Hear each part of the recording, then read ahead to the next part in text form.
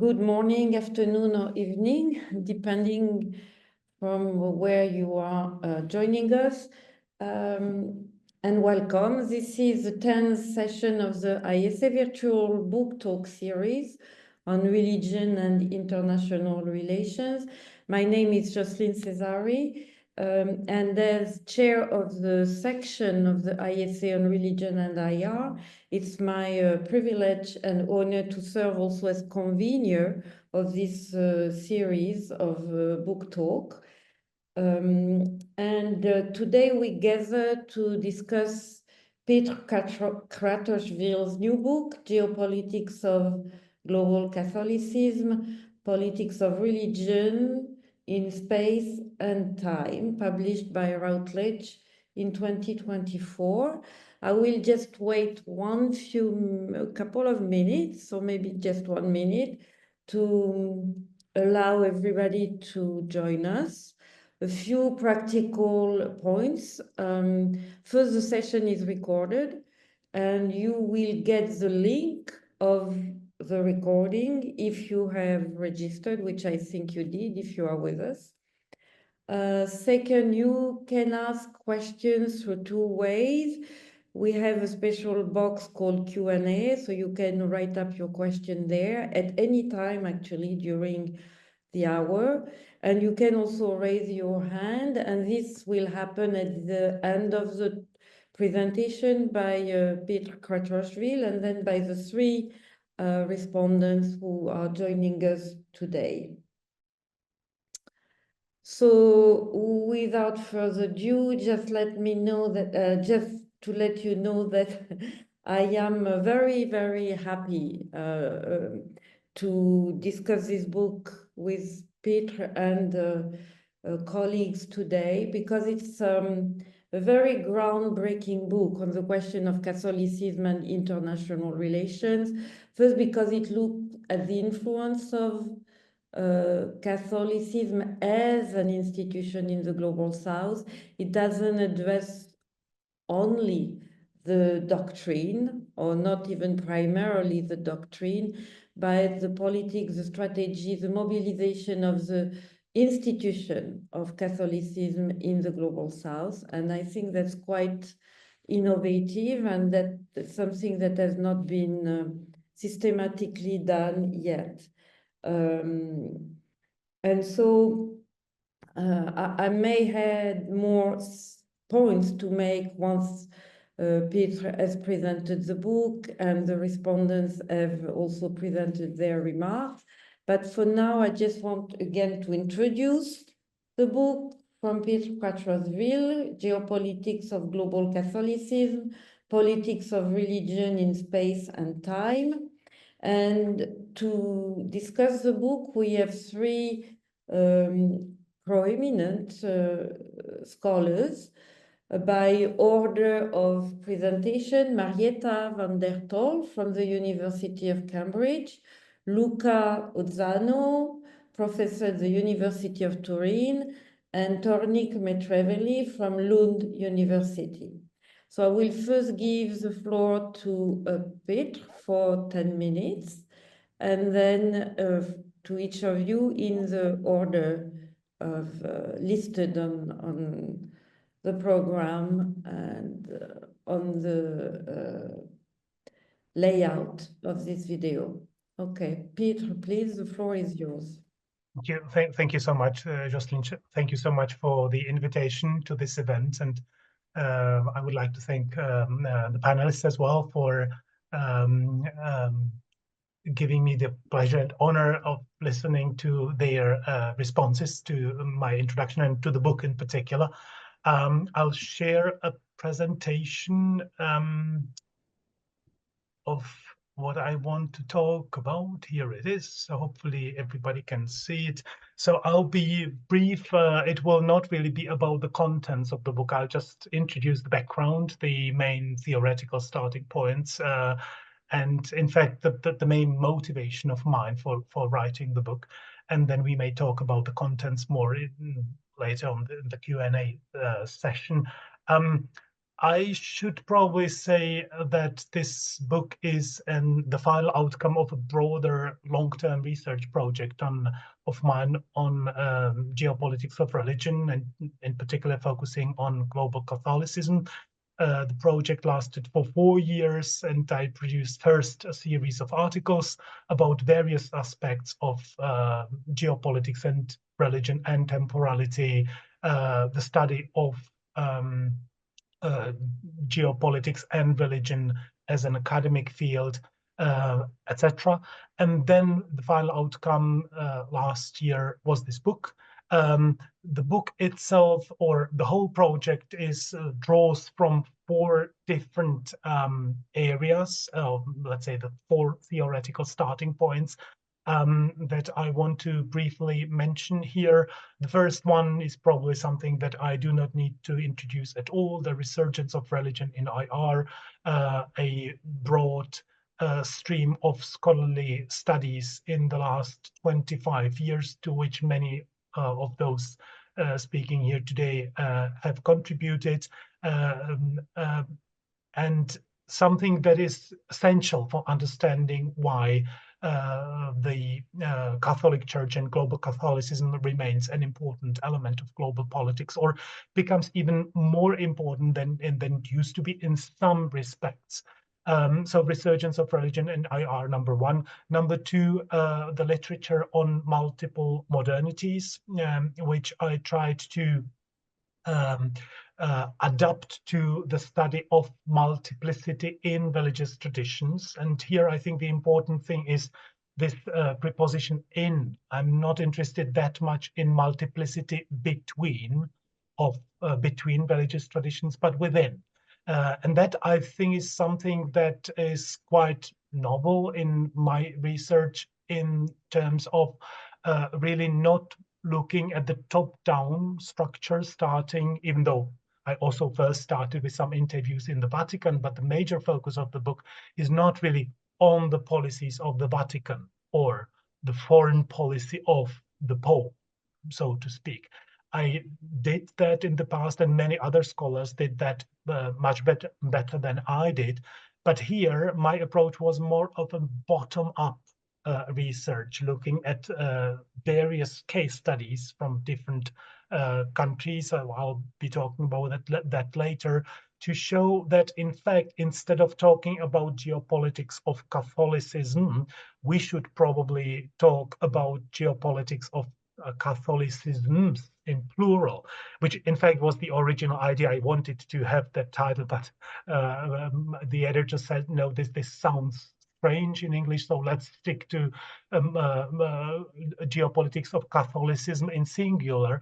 But still, I would insist that what the book tries to reveal is that even though there is one shared global Catholic, even political identity, when you look at the situation on the ground, you have many different political positions or geopolitical positions, something that I call, and I'll explain that later, geopolitical theoscapes. The third element is temporality. So I try to contribute to the discussion about the return of temporality to the study of politics, or the study of geopolitics. This is quite fascinating because there is a sort of paradox. On one hand, we have a venerable tradition of geopolitics that focuses mainly on space, or the spatial aspects of politics. And then we have the study of religion that focuses much more on the study of temporality, right? So there is this sort of imbalance. And with this book, I try to redress at least a bit this imbalance, to combine the 2 elements, spatial and temporal aspects of geopolitics of religion at the same time. And the fourth element is the shift to the south. Of course, we hear again every day about the global political shift to the east, but there is also a shift to the south, and that shift is particularly strongly visible within the Catholic Church, as you can see in this table, which I took from the book. 2050 almost all the countries, with the exception of France, Italy, and the United States, will be from the global south. But this shift, surprisingly, has or escaped for a long time the attention or sustained scholarly scrutiny. And it's only in the last couple of years in the study of Christianity, and in particular in the study of Catholicism, that more attention is dedicated to the South. This might be, of course, because of the institutional structure that is quite rigid in many ways, and because if you, the higher up you go in the hierarchy, the higher the share of Western or Northern cardinals, for instance. But if you look at the current processes within the church, in particular the process of synodality, then you'll understand why it is important to look at what is happening not only in the Vatican, but also in the most influential local Catholic churches. And combining all these four elements, my main concept that I use, that I apply in each of the 5 cases that I explored, is the concept of a geopolitical theoscape. My ambition is, or was, and still is, to develop a concept that can be applied even beyond the Catholic Church, or even beyond religious communities. So it is, if you look at the first definition, the pink one, you'll see that it does not really explicitly mention religion at all. My argument is that every political community has a certain political theology, even. I would even claim that to be the case. So it's a sort of result. I define it as a result of the political interactions between a political, in my case, religious community, and its environment, again, extending both in space and time, or a spatio-temporal map of the world from the point of view of the community. So the way a community sees itself located in a sort of spatio-temporal matrix. What is its what its goal in politics or in life should be, how it should behave politically, what its temporal orientation should be. Is it more defending some elements from the past, or recovering some lost elements of the past, recreating the caliphate, or is it somewhere in the future? Is it more about protecting where we are, or expanding beyond where we are? So all these elements combined constitute what I call a geopolitical theoscape.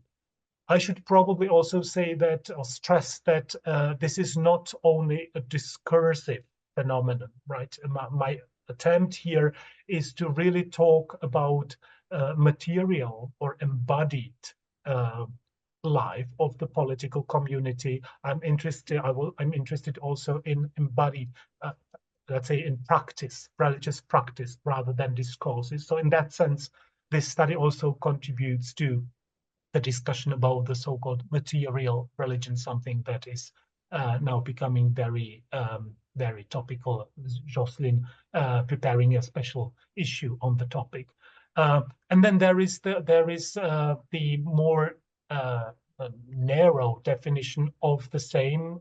That's the definition that I applied to the Catholic communities that I explored.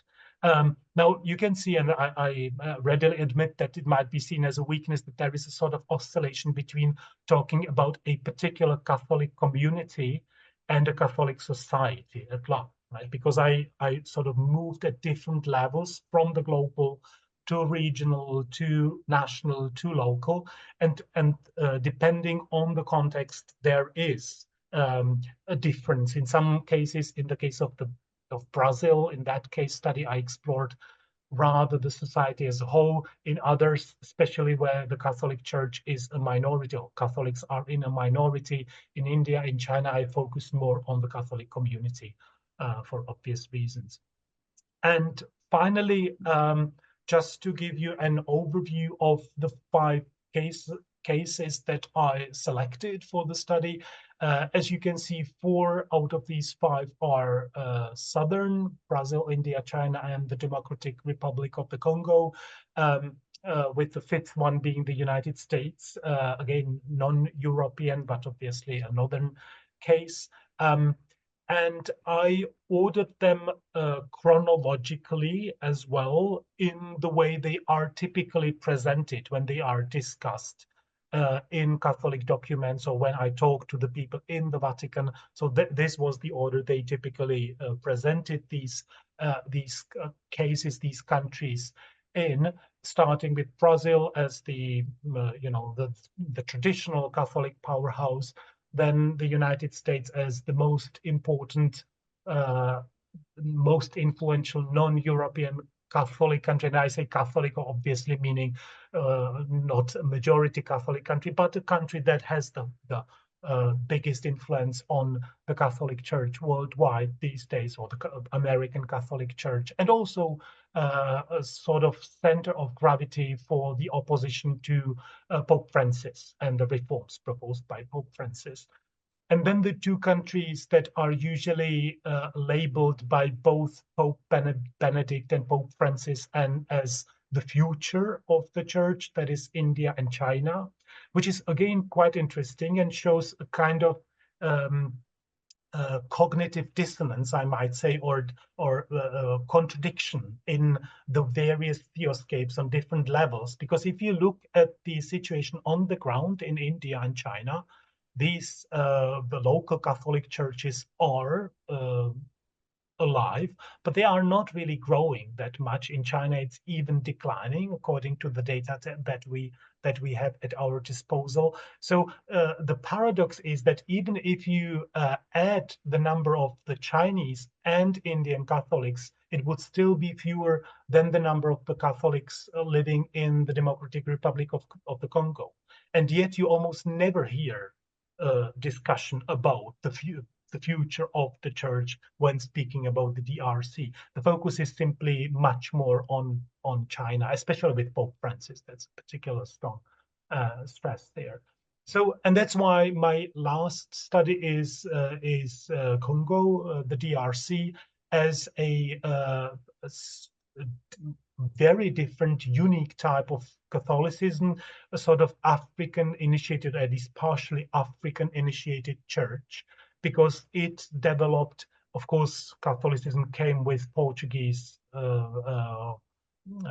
discoverers and missionaries, but then it developed rather independently and sometimes even in a violent struggle with Portugal. So a specific type of African Catholicism developed there that I think is very important to study exactly because Catholicism, the Catholicism of Sub-Saharan Africa will probably be more and more influential in the future, not only because of the numbers, but essentially, but also because of the increased self-confidence that we saw during the recent pontifical visit of Pope Francis to the region. I'll stop there. The last slide that I want to show you is examples of theoscapes that I always presented at the end of each of those 5 case studies and at the end of each of the chapters. So we can later talk about the methods or the research design that I use, because I combined always 3 or sometimes even 4 types of methods. But essentially, I always at the end arrive at giving an overview of the most influential theoscapes, both historically and at present, as you can see in this table that describes some of the most influential theoscapes in Indian Catholicism.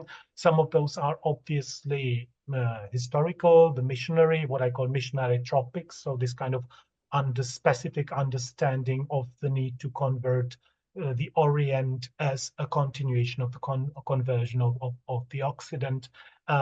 But some of those, all the other 4 that are listed here in the table, are alive and influential in Indian Catholicism. So I think it also helps us to understand the struggles within each of the cases that I explored. If we look at these theoscapes as, of course, mutually influenced, but also competing visions for the Catholic Church, both locally, but also in many cases on the regional and on the global level.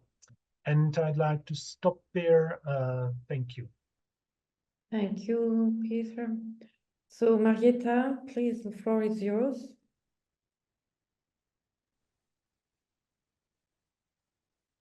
Thank you very much, Jocelyn, and also thank you, Peter.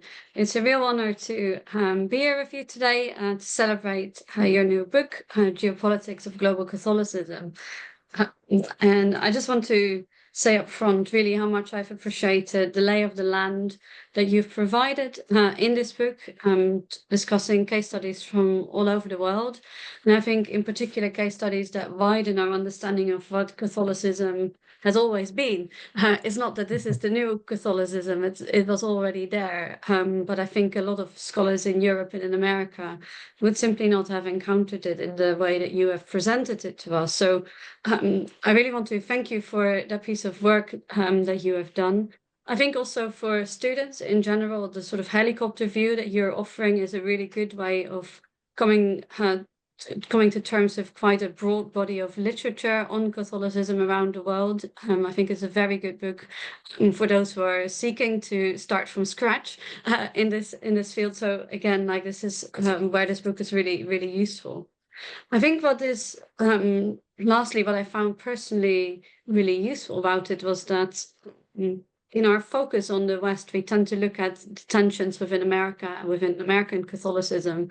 And we see that Catholicism is more or less claimed by a particular variety of American Roman Catholicism. And I think what this book shows really strikingly is how this claim does not actually reflect the reality of Roman Catholicisms around the world. So that is, again, I think a very, very much needed correction to the discourse. Now, there are a few things I would like to discuss that are not as much a criticism as much as a starting point, perhaps, for further discussion of your work. And the first thing that I'd like to highlight is the question of Rus Christianity and sort of the where in all of this. Because when we go local in international relations, we go sort of and have a look at particular countries. And that still feels not very local to, say, an historian or a sociologist or an anthropologist who might say, actually, how are there different conversations happening within a particular time frame that correct each other, that challenge each other, that contradict each other? And what are the voices that we aren't hearing because we are sort of starting to tell a new sort of canonical story of what Catholicism is in a particular country? So who are and are not shaping what that canon is looking like, and who have been the disruptors? Like that's something I'm personally quite interested in. And I say that partially because of my interest in Protestant political thought. I've just put in the chat the source book on global source book in Protestant political thought, where we have started to look into the Protestant tradition, how actually within a particular time in volume 1, that is the time of the early Reformation, people had completely different ideas about politics, and this often depended on how they understood themselves within their local context, how they understood their relationship to power and to greater political structures. And we found that there was such a wide variety of stances that, again, often have sort of snowed under the idea of canonization of particular perspectives. Now, I'm not saying that that's something, Peter, that you've completely ignored, but I think there is a lot of space to further discover some of the depth and the nuances and intricacies of these Catholicisms in the case studies that you have presented. I think the other thing I would like to highlight here is the sort of conflicting theoscapes. So how can certain Catholicisms maybe sort of try and hold on to several theoscapes at the same time, or in a time of change where actually perspectives are starting to change on their national belonging, perhaps because of greater inclusion, or in reverse because of greater repression? And how do people make sense of those tensions? Like where is the rubber hitting the road? So I'm thinking here in particular of the work of Alexis Artaud de la Ferrière, who has written about transliminality, in his case about Roman Catholics in Tunisia, and describing how they can be culturally Muslim but spiritually Catholic, but are sort of on the edge of both sort of communities of belonging. So the idea of being on the edge of several spaces of belonging, I think is actually a very interesting issue, because it asks us to come to terms with things like positionality, contextuality at a more sort of fine-grained level. Now, again, that's not necessarily what this book seeks to do, and that's obviously perfectly fine. But I think these are potential avenues for expanding our understanding of what Petra has been talking about. I think my last point perhaps is about the issue of spiritual connectedness versus spiritual independence. I think we see several imperial churches, as it were, around the world. Catholicism has certainly been implied in this, but I'm also thinking in our time of the Russian Orthodox Church in Russia and how it is relating to Russian Orthodox churches abroad, in particular across the West, but also in particular the national Orthodox churches that have emerged in Central Eastern Europe, and particularly in post-Soviet spaces. And I think there is a really important conversation to be had about how people make sense of the decolonization that is spiritual, like the sort of delayed independence that might come years and decades after political independence has been established. And I think in Ukraine, we're seeing some of this tension in real time, where the Ukrainian Orthodox Church and the Russian Orthodox Church are often understood to be quite deeply connected to each other. But then for it to exist in the Ukrainian context, obviously there are some conversations to be had about how deep those ties and how rigid those ties are to the Russian Orthodox Church. So I think this is an important conversation where, again, comparative research can be advanced. Again, this is not what Petra is doing in this book, but that's also, I think, the virtue of events like this, where we can sort of look into different directions and say, what else is there to be found? With that, I want to thank you again, Petra, for writing this book, for sharing it with us. It's always a bit vulnerable, of a vulnerable thing to do that and make oneself open to criticism. But I hope that you will engage the conversation with a little bit of enthusiasm, besides perhaps some trepidation. Thank you very much. Thank you, Marietta. Luca, please, the floor is yours. Thank you, and good evening or good morning, wherever you are. And thanks to Peter and to the ISA for inviting me. I'm very happy, really, not in a formal way, because I really appreciated this book. I think it's a necessary book at a time when the Catholic Church is changing so much, and I will tell something more about this later. But it's obvious, of course, especially the shift of the core, of the center, of the main faithful community toward the south of the world. So I think an approach like geopolitics is very needed today to understand what's happening to the Catholic Church, what's becoming. And second, I really appreciated the book because there are interesting concepts. There is a wide comparison, and there is an in-depth knowledge of history, societies, and I think this is also necessary at a time when there is a proliferation of quantitative contribution, which do not always have this kind of depth, but I will not go more in depth on this.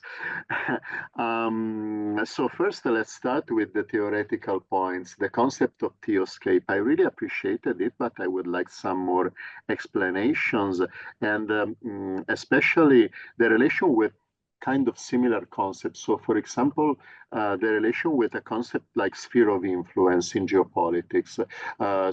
What are the differences? For example, it made me think, now Marietta was talking about Russia. I also thought about Russia, because what Russia is doing in Ukraine, in Georgia today, of course, is related to the desire to regain a sphere of influence, but also probably we can say there is a theoscape an idea of what Russia is, what are also the spiritual dimension of what Russia is. So what's the relation with the sphere of influence, the overlapping, the difference? And also another concept I thought about is the concept of political theology. So we can say that theoscape is the translation in international relation, in geopolitics, of the concept of political theology or not. So I would like to ask Peter about this. And second, I was really fascinated by the idea of the multiplicity of theoscapes, not only in time, but also at the same time in the same context. So, for example, the grassroots have a kind of theoscape, the local hierarchy have another, and maybe the central hierarchy of the church and the Pope have another one, or different ones. So this is really fascinating in my opinion, and is completely consistent with my idea, which is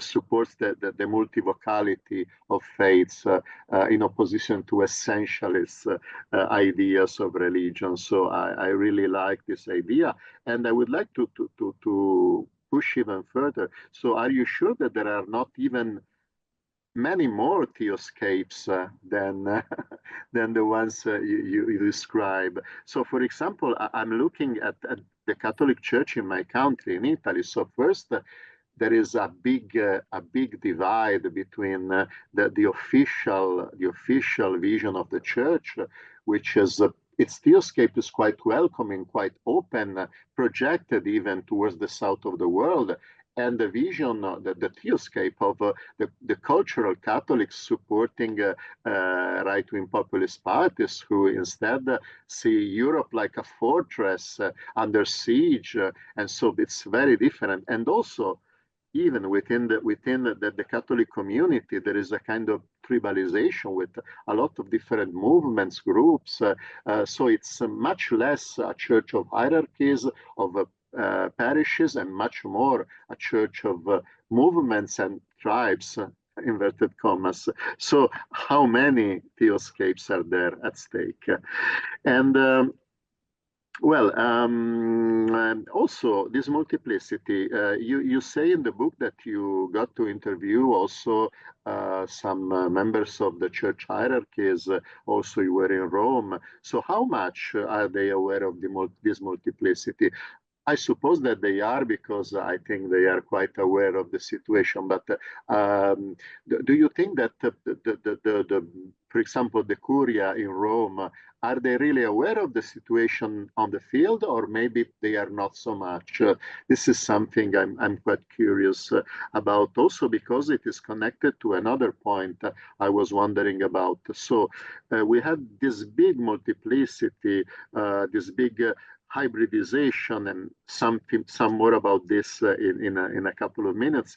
So we have this multiplicity, and how do you think that the Catholic Church can be able to cope with this situation, to face these different challenges? So the challenge of secularization in the West, the challenge of aggressive evangelicalism in Latin America, the challenge of nationalism in India, the challenge of authoritarianism in China. So many challenges, so much diversity, and the need to keep everything together in a single church. Wow, this is quite really challenging. And also the hybridization of the church. Of course, while the church is moving towards the south of the world, it's also becoming more hybridized. And you say it very well when you say that sometimes it's becoming an anti-colonial church, but sometimes this also finds a resistance in the local context. I liked very much the story that you tell in the book about the statue of the Virgin Mary in India, in the state of Jharkhand. So that the local church sets up a statue of Virgin Mary with indigenous features and indigenous attire. And the local tribes, non-Catholic local tribes, protest against it because they see Catholicism as a colonial faith, so they want a Virgin Mary with fair skin and blue eyes, probably, because they see this as a kind of cultural appropriation. But it's very fascinating, this. And also the case of Brazil, I didn't know the case very well, but this charismatic renewal movement, so a branch of the church which is becoming very similar to Pentecostalism to cope with the challenge, the competition of Pentecostalism, because scores, millions of Catholics are converting. And so, but in this effort to compete, to cope, what's the church becoming? Is it becoming something else, maybe?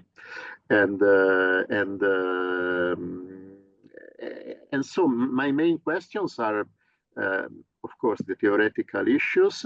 Second, how can the church face all these different challenges and remain still a single institution with a coherent message while they have to cope with all of this in different contexts, different cultural contexts, different challenges. And so my final question is about the future. What do you think will happen of the church in the future? How it will evolve to cope with this situation in a context when in the West it's almost disappearing, at least in the grassroots. I found a little funny the table about the Catholic faithful in 2050 where he wrote in Italy 49 millions. If the current situation goes on, probably there will be 49,000 practicing Catholics in Italy in 2050. So how can they cope with this situation? Probably, in my opinion, they will become much more hybridized with the south of the world. But how much can the church change and still remain the Catholic Church? This is my final question, and this here ends my discussion. Thank you. I repeat, I really appreciated the book. Thank you, Peter, for inviting me. Thank you, Luca. Tornike, please, the floor is yours. Thank you very much, and good evening, afternoon, everyone. Thank you for inviting me. It's an honor to share this platform with colleagues and discuss such wonderful books. So in the next 10 minutes, I would like to share a few reflections on this exciting book, and which deal with extremely important and relevant themes in sociology of religion, the field in which I'm comfortable with and which I try to represent today with other colleagues. So the intersection of space and time is one thing, the geopolitics of religion, or Catholicisms in plural, is another one, and how this interplay pushes us to see religion not just as a set of beliefs, but as lived, shifting practice, which is embodied in real places and real histories. So I'll begin by summarizing core arguments, and then in relation to the scholarly debates, and move on to connect it to something I think is very relevant, which comprehends and extends the validity of your key concept, theoscape, which is Simon Coleman's concept of historiopraxy, which I think is great addition to the conversation. And then briefly, I would bring in insights from Orthodox Christian context, particularly their own spatial and temporal self-understanding, to show how and what exactly this might actually add to the analysis, and maybe even external validity of this concept. So the book's core proposition is deceptively simple. Religion, especially Catholicism, doesn't exist merely in abstract doctrines or official pronouncements, but must be understood as a theoscape, a dynamic configuration of space and time. And that's actually where the book deceives us, that things are way more complex than in the beginning it seems. So in other words, local communities, global ecclesiastical structures, and colonial legacies continuously reshape what counts as, quote, inside or outside, and whether they look into the past, the future, or both at once. So the geopolitics part signals attention to how power operates along these spatial and temporal lines. So by spotlighting how Catholic believers physically occupy land or navigate memory, and imagine future possibilities, the book brings into focus the very real and at times fraught negotiations that underpin this global Catholicism, whatever it is, right? So these negotiations involve not just the Vatican, as we learn from the book, or bishops' conferences, but also ordinary parishioners, grassroots leaders. And here Marietta mentioned the Ukrainian case and echoes some of my own work in Ukraine and Serbia, and lay movements who enact Catholic identity in everyday life. So where does this book really fit to the broader field?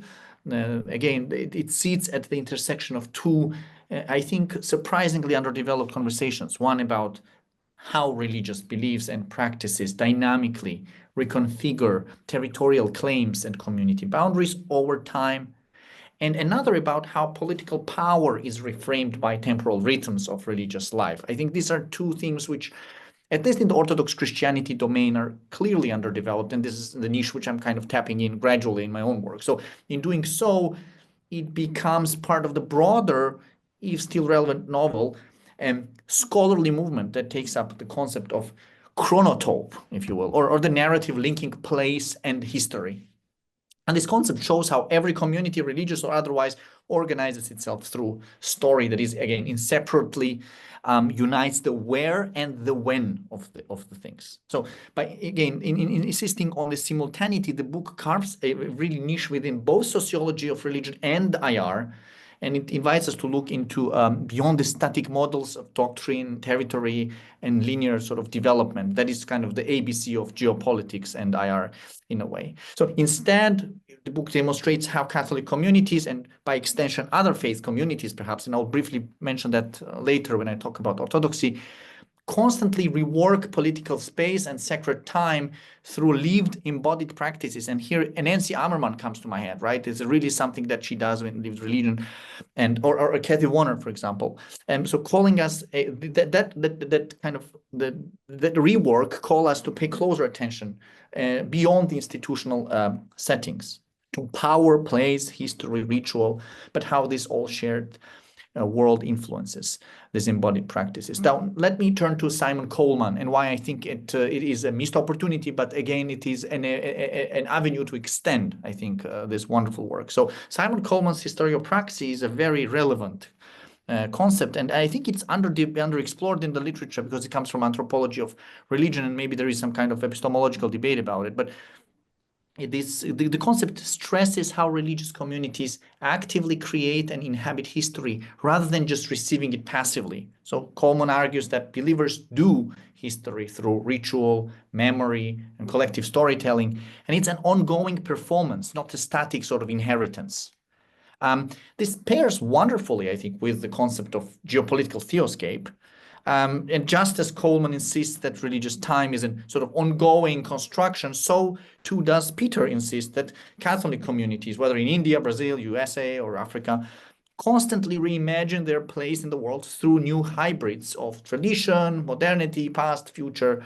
And in practice, this can actually mean, for example, that local Catholics in India, forging a distinct sort of tribal style of Virgin Mary that unites old cultural motifs with the church's universal devotion, and that challenges the older colonial image, of course. So to put it differently, the faithful are not simply waiting for theology to drop from Rome. They are forging their own spatial temporal maps in everyday actions and pilgrimages and etc. So Coleman's historiopraxy enriches this theoscape argument by clarifying the how part, how everyday believers become protagonists in weaving these new webs of meaning, if you will. So they don't just adopt or reject Vatican edits or, let's say, about modernization, liturgical language, or whatever. They also create fresh narratives of belonging, narratives that can resonate with local tradition, respond to nation politics, and even influence how Catholicism confronts broader sort of global forces like secularization or nationalism. So by linking these two perspectives, we definitely learn how religion is not monologue from above, but kind of coming from Georgia again, polyphonic kind of singing maybe, or conversation in which local actors actually craft and sometimes contest the future, and that echoes Luca's question about the future, I think, in general. Now, last thing, and of course, we have audience who asks questions, but also Peter wants to probably respond, bringing the Orthodox Christianity into the equation. And I think one of the most interesting additions, in my view, is how these issues of space and time also arise in Orthodox Christianity. And the book is a wonderful exercise, and again, I will integrate it in my own work on Orthodox Christianity to think through how Orthodox Christianity, or in a way, again, how Orthodox Christianity is somewhat understands temporality and space, right? So take the Russian notion of the third Rome, the idea that after Rome and Constantinople, Moscow has almost a providential calling to lead the Christian world. So here too, space is rendered sacred to ours, with implications for how the Russian church envisions or justifies its influence far beyond Russian borders. And you mentioned Georgia, Ukraine, and even Africa. If you look at the activities of the Moscow Patriarchate, Mikhail Suslov published recently a really interesting paper about it. So the linear or cyclical reading of history likewise appears in debates over Holy Rus, a kind of golden Christian age that is perpetually threatened by hostile outside forces. And Patriarch Kirill is a big fan of this discourse.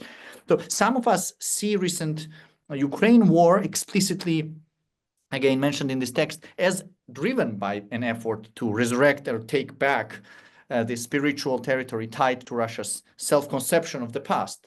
So in short, question about territory, identity, historical memory remain very relevant and urgent in Orthodoxy, as they are in Catholicism, if not even more. So Orthodox theology also wrestles with kairos, right, the exceptional or the holy time, versus chronos, the ordinary linear time. And this tension is widely recognized in Orthodox Christian liturgies, and Kirill Hovorun and others have done tremendous work on that. So this parallel deepens our understanding. If Catholic theoscapes highlights the intersection of tradition and innovation, Orthodox theoscapes do the same through competing visions of timeless orthodoxy versus an evolving modern church. And in both cases, religious communities define who they are by anchoring themselves in either lost golden age era, again, temporal emphasis on the past, or a visionary eschatological horizon, if you will.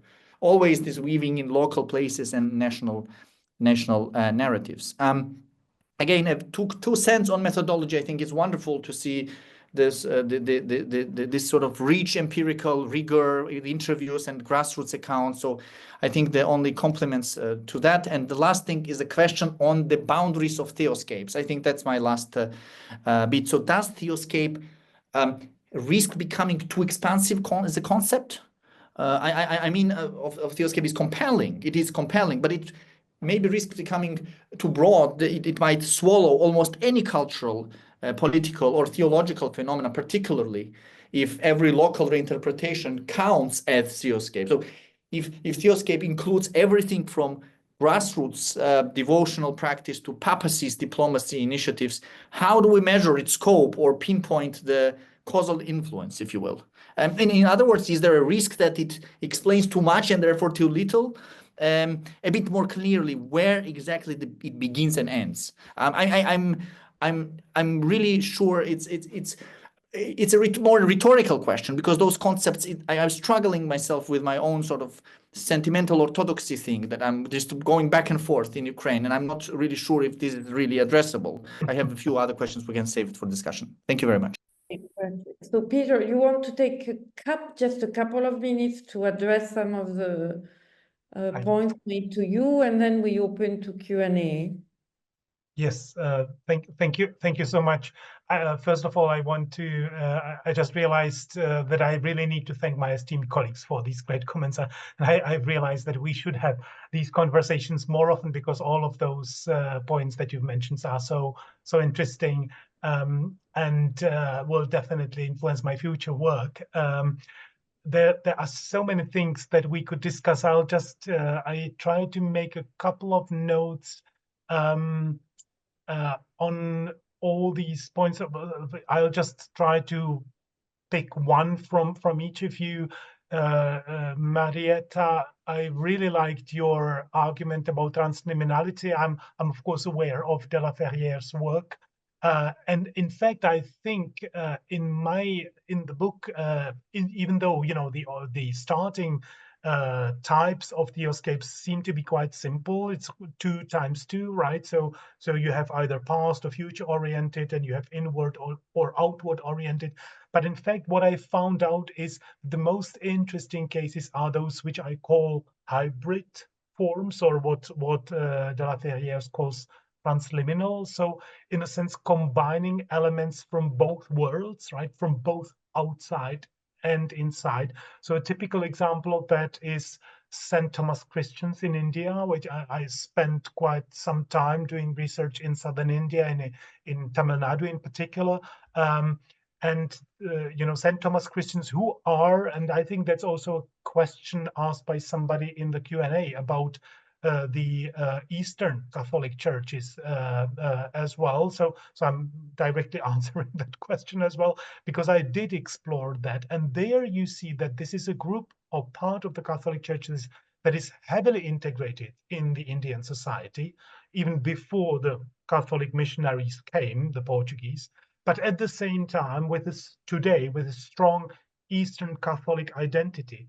But the problem is that, this kind of transgressive element also means that there is a continuous tension with other Catholic Indian theoscapes. So in particular, because St. Thomas Christians are high caste, endogamous community, so they are quite satisfied with the system as it is. And even historically, in the struggles of the Catholic Church around the caste system, should it be rejected or accepted as a cultural phenomenon that is not relevant for spreading the faith, there were contradicting positions of the St. Thomas Christians and the Dalit Christians, who constitute 70% of Indian Catholics today. So I think this is an excellent point that I think made more clearly in those cases where there is a clear multiplicity, like in the Indian case. So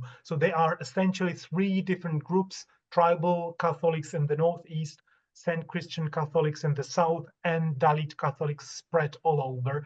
And there is clearly a sort of plurilogue, but also a mutual contestation of their theoscapes. I really like the questions by Luca, especially the clarifications about the differences between theoscape and sphere of influence or political ideology. And I think the starting 2 differences that come immediately to mind is first that the Russian world, right? Several of you mentioned the Third Rome, right? Or the Russian world is a political theology, which could be considered an example of a theoscape. But for me, a theoscape is broader in the sense of containing not only a system of beliefs or doctrines, but also materially embedded practices. Right? So very often, if I talk about the theoscapes of the Dalit Christians in India, it doesn't really answer any questions about territorial expansion or like a comprehensive political doctrine, but it tells you something about what they see the church, their Catholic belonging, is doing in terms of their relationship with the Indian society. So it's seen by the Dalit Christians as a sort of emancipatory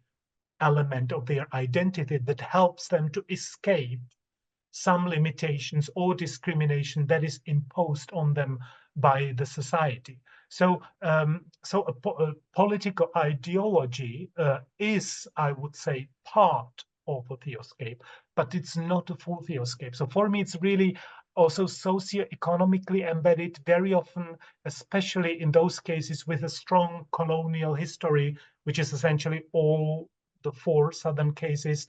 There is a strong connection to socio-economic feeling of backwardness. So again, it's not just a discursive practice of feeling or post-colonial identity, but also of lived practice, of the realization that we are socioeconomically disadvantaged in comparison to others or other segments of the church. So in that sense, for me, it goes far beyond a political ideology as a set of belief, thoughts, or ideas.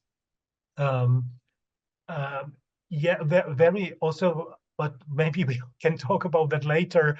The question about multiplicity I find really important, and I agree that we can, there are many more theoscapes than those I listed. As you saw in the table, I said these are examples of the most influential, not the list, the exhaustive list of all the theoscapes that are there, but still the limit for me, and that's also Tornike's question, is I'm interested in not so much in causal relations, right, that you mentioned at the end. So I'm not interested in what geopolitical theoscape causes, but what it tells about how the community perceives itself. And the limit for me is that it's a clearly delimited community that takes public action. And I explore those, right? It might be a parish community. It might be a Catholic church in the country as a whole, taken together. But it would not be just if there is a group that has a certain devotional practice, meet before the Mass to pray the Rosary, for instance, that for me would not be something that I would explore, and I would not describe their shared view of their devotional practices as a geopolitical theoscape. So for me, always the starting point was looking at a clearly defined community, and then also in practical terms, in terms of my research design, I went there, spent a couple of weeks with that community, living there, doing some, having a diary, having conducting interviews with them as well. And the final comment, perhaps for Tornike's question, or questions about the terms that are used, or similar notions used by others. I am aware, and I think you rightly uncovered the kind of inspiration that I took, because one of the sources was Bakhtin's concept of chronotope, that he, an analysis of time and space in literature that he presents. Another sort of influence on me was Giorgio Shani's concept of a cosmology, because that comes quite close to what I'm doing. There are also scholars who did use the exact term theoscape, but only applied it to a particular, for instance, rural Spanish Catholic community, and the way they organize the space or market with some religious symbols in a particular valley, for instance. I am aware of the writing of Simon Coleman on historiopraxy, but I probably should read it again. I know that he explores Swedish charismatics, right, if I'm not mistaken, but I had always the impression that a stronger focus on the geopolitical aspects that were interesting for me is missing there, but I might be wrong. So thank you again, and I think we'll come back to some of those questions in the discussion that will now follow. Thank you. We are at the end of the hour. We have one question that dealt with or deals in the Q&A on the question of hybridity and how it can clash with the stability or stability of a tradition, whatever the tradition is, but in this case is religion. If I may, to wrap up, this is, Peter, I appreciate in the book really this attempt to avoid looking one way only. You see, usually people do, you mentioned it top down. I look at institution, I'm not so much interested in what's going on the ground, and you said I do bottom up. But I think you do both, and that's what I really appreciate here, because it's neither nor. It is in the interaction that things happen. What is important here is the interaction between institutions, ideas, and actors. And that's what I think you are capturing in this term of theoscape.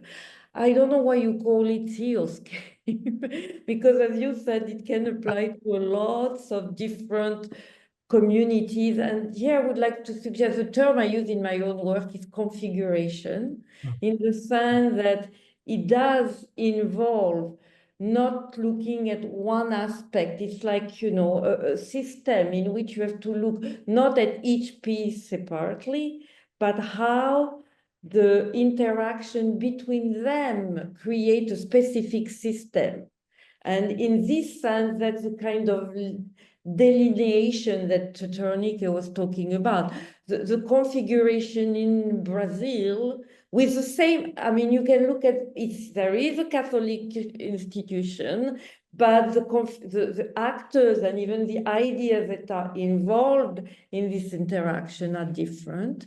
And it goes even beyond this attempt of fluidity and capturing the multi-level, and it's not even level, it's really multi-positioning here of different actors, institutions, ideas, and that's why I like very much the configuration term that comes from Norbert Elias. I'm not inventing that. And it's interesting because it's a very radical approach, different approach to the sociology we are used to, that you call the causal one. And I think it's about time to stop about the causality. One of our colleagues in IR, Peter Kastenstein, has written a book saying it's the right time we leave behind the Copernican vision of social science, where scientists have already given up on that a long time ago. And we in social science are still trying to find causality and variable A and B. And the kind of work you have done is exactly in this path, overcoming this, what I call the dated Copernican approach to social science. And it's hard. It's hard because you need to look not only at political science, but also at religious studies and anthropology if you want to capture the local dynamics. So I really appreciate that, really very much. And so I don't know if it responds to the question on hybridity, but hybridity is always there. I do not know any tradition that has not had to involve it one way or another, even if the doctrine sometimes looks a nice kind of unified package, and even the doctrines breaks down in different areas. So that was more to wrap up than to open another discussion. But thank you all. It was a great presentation and interactions. Thank you all of you, Pietro, Marietta, Tornike, and Luca. And hope to see you, people in the audience, to another session of the book talk series on the ISA virtual programming. Thank you now. Bye-bye. Thank you so much. Thank you. Bye-bye.